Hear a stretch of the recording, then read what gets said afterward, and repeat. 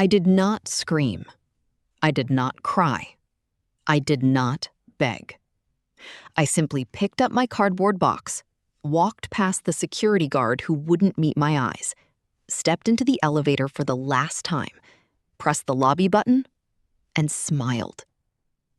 Not because I was okay, not because it didn't hurt, but because in that exact moment, standing in that elevator with the doors sliding shut behind me, I already knew something that the most powerful men in that building did not. I had the receipts. Every last one.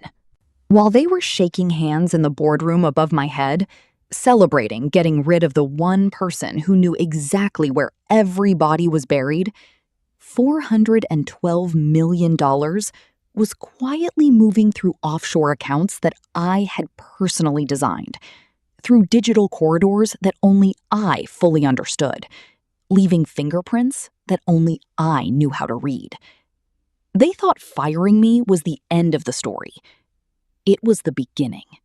My name is Rachel Calloway. I am 35 years old. I grew up poor in Dayton, Ohio, clawed my way to the top of one of the most powerful financial firms in America. And then, when they decided I was no longer useful, they threw me away like I was nothing. I lost my job, my apartment, my savings, my reputation. I lost so much that for a period of time, I lost the roof over my head entirely. I slept under a bridge in Chicago in February, in 7 degrees, with a Veridian Capital billboard glowing on the expressway above my head. And when I finally stood back up, and I did stand back up, I didn't just rebuild my life. I did stand back up. I didn't just rebuild my life. I dismantled theirs, piece by piece by piece. This is my story. And by the time I'm done telling it, you will never again underestimate what a woman with nothing left to lose is capable of. If the truth is what brought you here, hit subscribe right now and give this video a like, because I promise you, what comes next is the part they spent millions of dollars trying to keep you from ever hearing. I did not stumble into success. I built it with my bare hands, from the ground up, starting from almost nothing. Dayton, Ohio, a 2-bedroom apartment that my mother, Linda Calloway, stretched across 3 people on a certified nursing assistant's income. I wore the same 3 outfits to middle school on rotation. I memorized the lunch menu every week, so I could hide the days I qualified for free meals and the days I didn't. I was 11 years old, and I was already an expert at surviving quietly. But I had a gift. Numbers didn't just make sense to me, they spoke to me. Patterns, sequences, the invisible logic hiding inside financial structures that most people found impossible. To me, it was like music I could hear that others simply couldn't. My high school math teacher, Mr. Whitfield, pulled me aside after class one afternoon junior year and said something I have never forgotten. Rachel, your mind doesn't just see numbers, it sees the spaces between them. Full academic scholarship to Northwestern University, MBA from the Wharton School of Business. And by 28 years old, I was sitting inside Veridian Capital Group's Chicago headquarters, glass tower, 42nd floor, Lake Michigan gleaming in the distance, as their youngest ever director of financial infrastructure. That title sounds corporate and dry. Let me tell you what it actually meant. I built the financial skeleton of one of the most powerful private investment firms in the United States. I designed the software architecture that tracked, moved, audited, and reported billions of dollars across 17 countries. I sat in rooms with sitting senators, with hedge fund billionaires, with men whose names you would recognize immediately, and they listened to every word I said.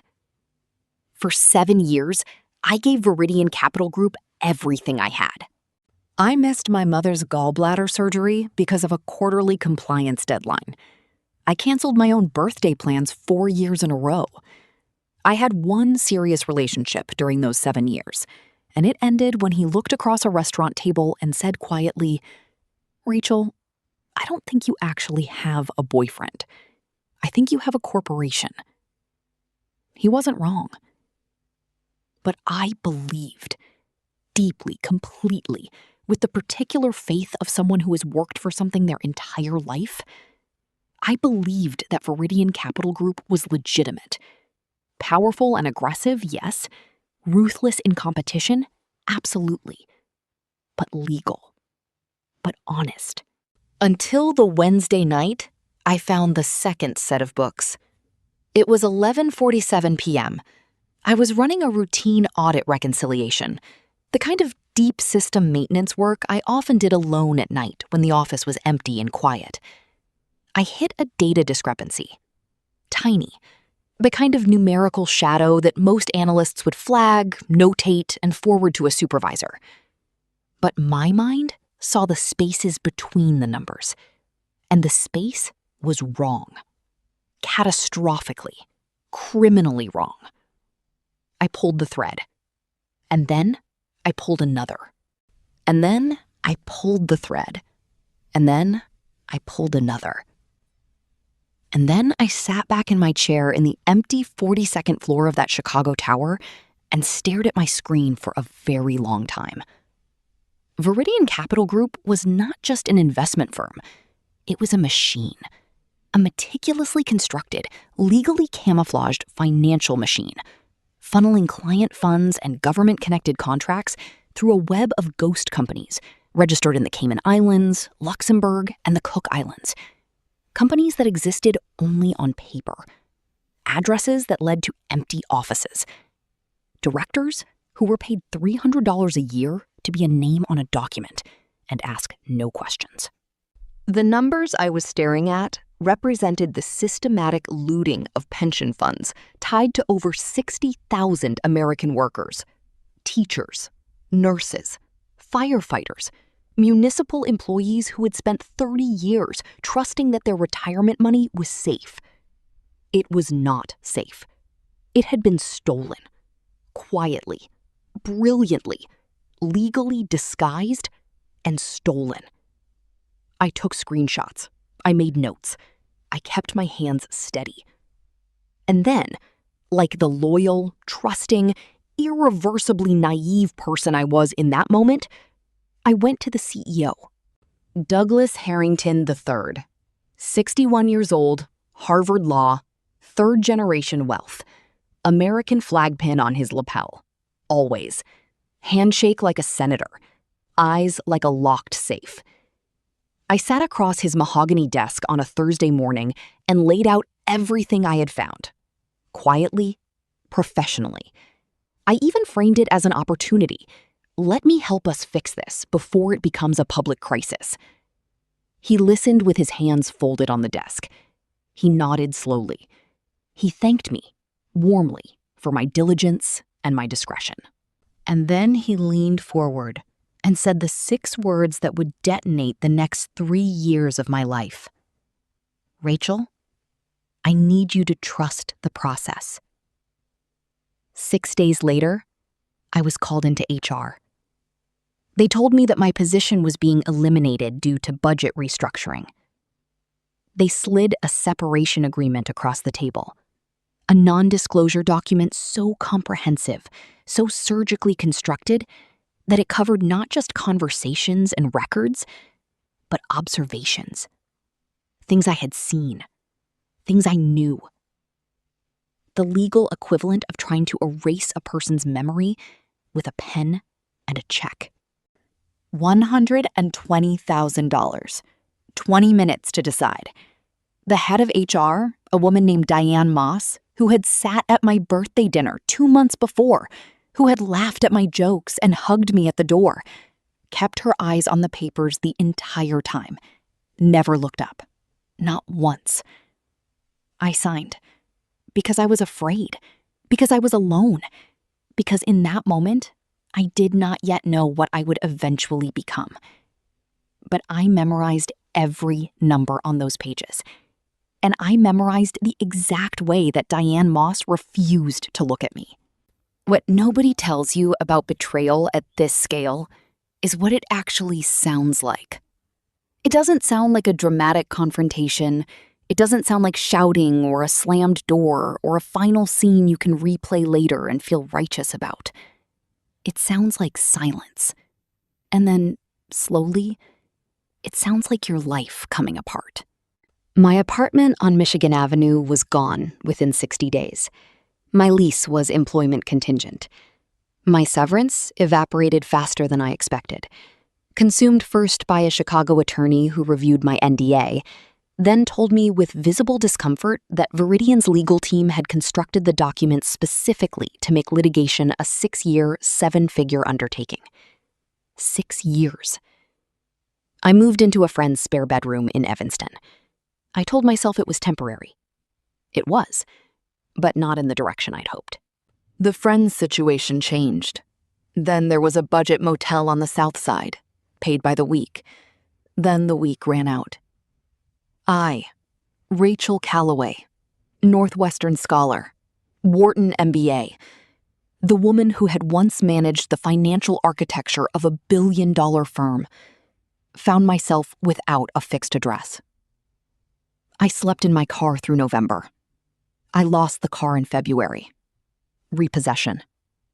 7 degrees outside, and a tow truck in the pre-dawn dark. For 3 weeks, I found shelter where I could. Church outreach programs, transitional facilities that were often full, and on the nights when there was no room, the overpass on South Canal Street. A donated sleeping bag, a soup kitchen cup, the concrete. And I want you to truly understand what those nights were like, so let me say it in the only words that are honest enough. The cold was not the worst part. The worst part was the silence inside me, where my self-worth used to live. And then, one night during that 3rd week, I looked up. Above the Canal Street overpass, newly installed, blazing blue and gold in the dark Chicago sky, a Veridian Capital Group billboard. Their new brand campaign. Built on trust. I sat underneath the billboard of the company that had destroyed my life, in a sleeping bag donated by strangers, and I wept. Not quietly, not with dignity. I wept the way a person weeps when they have finally hit the absolute bottom and can feel the cold floor of it under their hands. I cried until there was nothing left.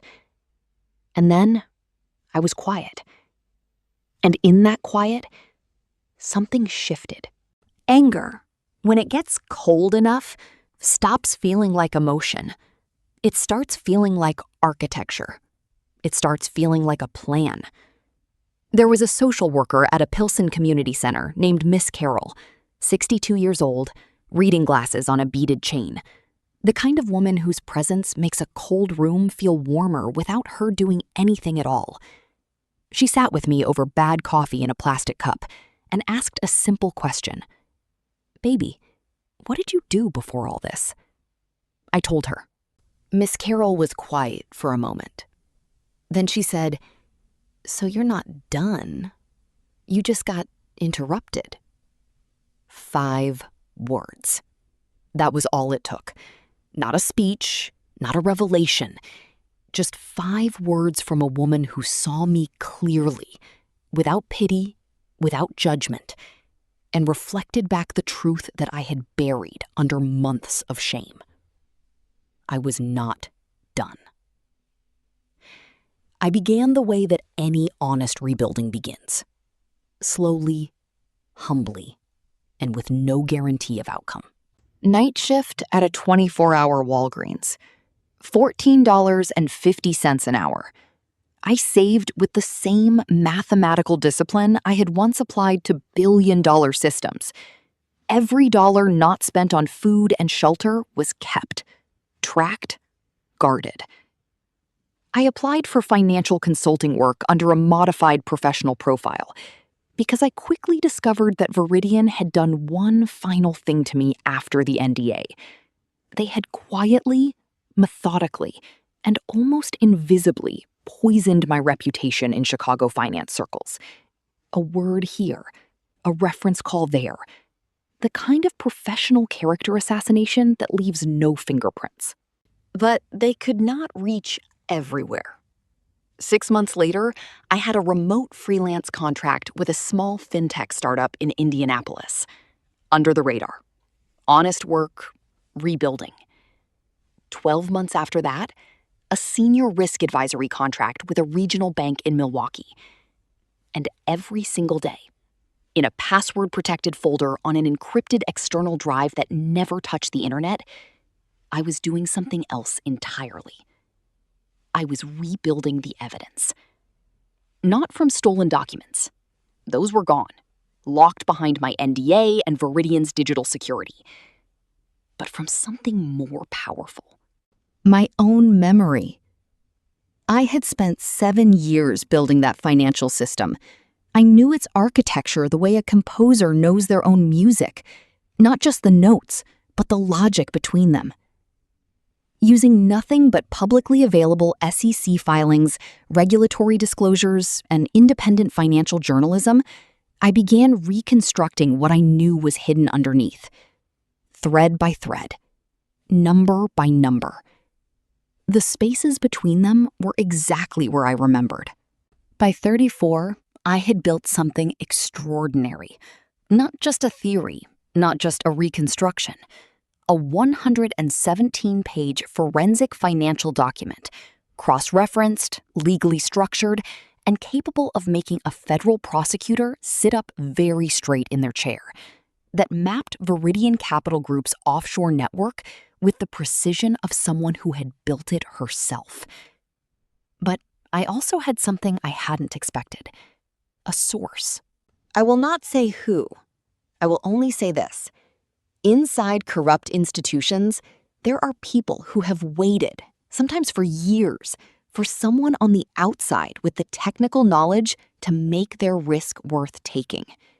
When this source discovered who I was and what I was quietly building, they reached out through a channel so indirect and carefully constructed that it took me 3 weeks to verify the contact was real. What they gave me completed the picture entirely. The actual internal transaction logs, the executive email chains, the offshore ledger movements in real time. I will not say who. I will only say this. Inside corrupt institutions, there are people who have waited, sometimes for years, for someone on the outside with the technical knowledge to make their risk worth taking. When this source discovered who I was and what I was quietly building, they reached out through a channel so indirect and carefully constructed that it took me 3 weeks to verify the contact was real. What they gave me completed the picture entirely. The actual internal transaction logs, the executive email chains, the offshore ledger movements in real time. And one detail that made me set down my coffee cup and stare at the wall for a very long time. The $412 million transfer that occurred on the morning I was fired, the one that moved through 17 offshore relay accounts in under 6 hours, had been executed using my personal access credentials. My credentials. My ID. My digital signature on a crime I knew nothing about. They had not just fired me to silence me. They had fired me so they could use my name as cover on the way out. That was not incompetence. That was the particular arrogance of men who have never, not once in their lives, been held accountable for anything. I spent 6 weeks scrubbing the data of every personal identifier that could expose me or my source, every metadata trace, every digital fingerprint. I used privacy tools, decentralized systems, and a level of patient, methodical precision that would have impressed the compliance team I once ran. Then I made my decision. I did not contact a single American news outlet. Not one. Because I understood with absolute clarity that Veridian's legal team would have federal injunctions filed within hours of any domestic journalist making contact. I had watched them do it to others. I knew how the machine worked. I had helped build it. Instead, I reached out to journalists in 7 countries, coordinated through an international investigative consortium on a synchronized global release schedule. Every outlet would publish simultaneously. There would be no time for injunctions, no time for suppression, no time for the kind of quiet legal suffocation that powerful institutions use to kill the truth before it can breathe. The embargo was set. The countdown began. The night before the release, I ordered a pizza, watched an old movie I'd seen a dozen times, and slept 8 hours. The deepest, most complete sleep I had experienced in 3 years. I had done everything I could do. Now it was time to watch. Thursday morning, 6:47 a.m. My phone began to buzz. It did not stop for 11 days. By 9 a.m. Eastern, Veridian Capital Group stock had dropped 31%. By noon, 44%. Trading was halted twice by circuit breakers that exist specifically for moments of catastrophic market panic. By 2 p.m., the FBI Financial Crimes Division had opened formal coordination with the SEC, the IRS, and 3 international regulatory bodies. The story was everywhere. Every major outlet, every financial news network. Social media was a wildfire. And inside Veridian's 42nd floor, the same floor where I had once worked until midnight, building the systems they would later use against me, it was chaos. The internal memos from that morning, which would later become part of the federal record, show executives contradicting each other in real time, desperately searching for the source of the leak, realizing with escalating horror that the data being published contained information that should have been technically impossible for anyone outside the firm to reconstruct. Because it was impossible for anyone except the woman who built the system in the first place. By Friday, federal agents were in the building with subpoenas. By the following Monday, Douglas Harrington III, American flag pin, Harvard law, handshake like a senator, had retained 5 separate criminal defense attorneys. By the end of the first week, the forensic accounting firms brought in by federal investigators had confirmed everything in my document. Every number, every account, every transfer, every lie. Veridian Capital Group filed for Chapter 11 bankruptcy protection within 8 weeks. The freezing of offshore accounts across 4 jurisdictions effectively paralyzed the firm's ability to operate, pay creditors, or protect its remaining assets. The 60,000 American workers, the teachers, nurses, firefighters, and municipal employees whose pension funds had been systematically looted, became the centerpiece of the largest federal pension recovery effort in the last decade. I watched every development alone, in my Milwaukee apartment, with a cup of coffee I didn't drink because my hands were too still to lift it. I did not cheer. I did not celebrate. I sat in the quiet and I witnessed. Because this was never about victory. It was about truth. And truth, when it finally arrives after years of being buried, doesn't come loud. It comes like sunrise. Quiet. Unstoppable. And impossible to put back in the dark. Now let me tell you specifically what happened to the people who did this to me. Douglas Harrington III, the man who looked me in the eyes, thanked me for my diligence, and then had me escorted out of the building 6 days later, was indicted on 7 federal counts, including wire fraud, conspiracy to commit securities fraud, and tax evasion across multiple jurisdictions. His lakefront estate in Lake Forest, Illinois, the one he hosted charity galas at every summer, was seized under federal asset forfeiture proceedings. His Aspen property followed. His legal fees, by conservative public estimates, have already exceeded $4 million and are climbing. He is awaiting trial. He does not do interviews. Marcus Webb, the chief financial officer, who once told me in a senior strategy meeting that emotional women shouldn't be handling numbers this large, accepted a federal plea agreement. He is currently serving a 9-year sentence in a federal correctional facility. 9 years. I did not choose that number. A federal judge did. And Diane Moss, who sat across that table from me, who slid those papers across without looking up, who had laughed at my jokes 2 months before at my own birthday dinner, and then couldn't bring herself to make eye contact while dismantling my career. Diane Moss was terminated by Veridian during the bankruptcy proceedings. Her own pension, the one she had spent 22 years accumulating, was lost in the collapse. The last public record of her professional life is a LinkedIn profile that hasn't been updated in over 2 years. I do not feel pleasure about any individual person suffering. I want to be clear about that. But I feel something I have not felt in a very long time. Peace. Complete, unshakable, earned peace. I want to leave you with one thing. They called me disposable.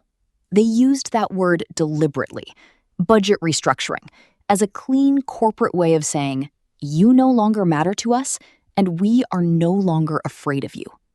What they miscalculated, what the powerful so tragically and repeatedly miscalculate about the people they discard, is that casting me out removed every single reason I had left to protect them. The NDA they purchased voided the moment their illegal activity became the subject of a federal criminal investigation. The silence they bought was always only temporary. The truth was always permanent. And here is the final irony, the one I return to when I need to remember that the universe has a dark and particular sense of humor. The security vulnerabilities that allowed me to reconstruct their financial fingerprints from public data alone, those gaps existed because of the cost-cutting measures that Veridian implemented in the same budget restructuring they used as the excuse to fire me. To save money, they had eliminated 3 internal compliance oversight positions. They fired the people who would have caught the leaks. They fired the people who knew where the leaks were. One of those people was me. They created the weapon, and then they handed it to the one person they should never have handed anything to. Today, I am a respected, independent financial ethics consultant with clients across 4 states. I have a home, a real one, mine, with my name on the deed. I have a rescue dog named Walter who takes up 70% of my couch and approximately 0% of my stress. I speak at national compliance and corporate governance conferences. I have been contacted by 2 separate congressional offices regarding my contribution to proposed whistleblower protection legislation. I am healthy. I am grounded.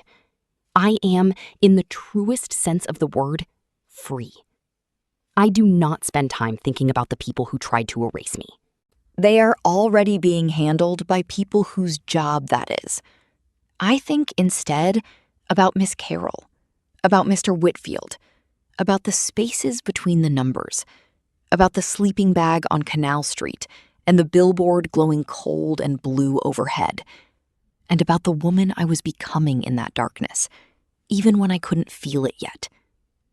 I think about the 60,000 workers who are getting their money back, and I think about every person watching this right now who has ever been told they were disposable. You are not disposable. The people who discarded you forgot one thing. The only asset that can never be seized, never liquidated, never moved offshore is your integrity. Guard it. It will outlast every empire that tried to take it from you. I want to ask you something before you go, and I want you to answer honestly in the comments right now. Have you ever been made to feel disposable by someone or something you gave everything to? And what did you do with that? Drop your answer below. I read every single one. If this story hit something real inside you, share it. Put it in front of someone who needs to hear it today. That one share might be the thing that reminds somebody they are not alone. And if you're not subscribed yet, this is where stories like mine live. Hit that button. You will never wonder if you missed something important. Thank you. Not a polite thank you. A real one. You stayed for every word of this. You sat with my worst moments and my strongest ones.